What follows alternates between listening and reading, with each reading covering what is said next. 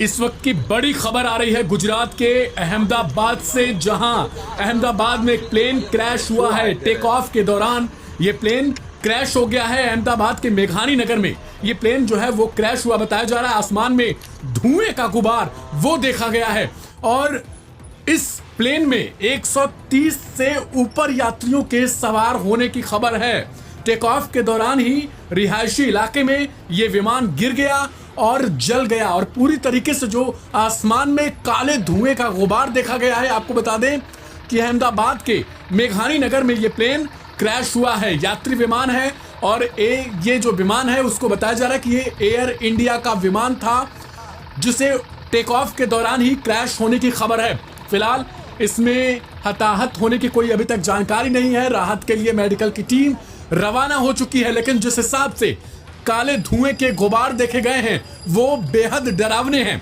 Take off के दौरान ही air India का विमान जो है वो क्रैश होने की खबर आ रही है और फिलहाल एएनआई के मुताबिक अभी तक जो विमान में सवार यात्रियों की संख्या है वो बताई जा रही है 242, यानी इस विमान में कुल 242 यात्री सवार थे। एएनआई ने यह रिपोर्ट दी है, लेकिन आपको बता दें कि अहमदाबाद के मेघानी इलाके में यह विमान क्रैश हुआ है, जिसमें लगभग 242 यात्री सवार थे और ये विमान सीधे अहमदाबाद से लंदन के लिए उड़ान भर रहा था और टेक ऑफ के दौरान ही इसके हादसे का शिकार होने की खबर आई है और ये विमान टेक ऑफ के दौरान ही क्रैश कर गया।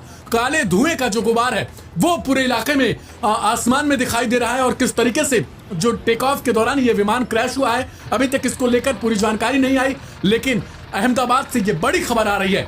गुजरात के अहमदाबाद में टेक ऑफ के दौरान एयर इंडिया का ये यात्री विमान है जो क्रैश हो चुका है और मेघानी नगर का इलाका बताया जा रहा है, जहां पर ये रिहायशी इलाके में विमान के गिरने की खबर भी है और क्या कुछ जो अपडेट है वो अभी तक निकल कर नहीं सामने आया।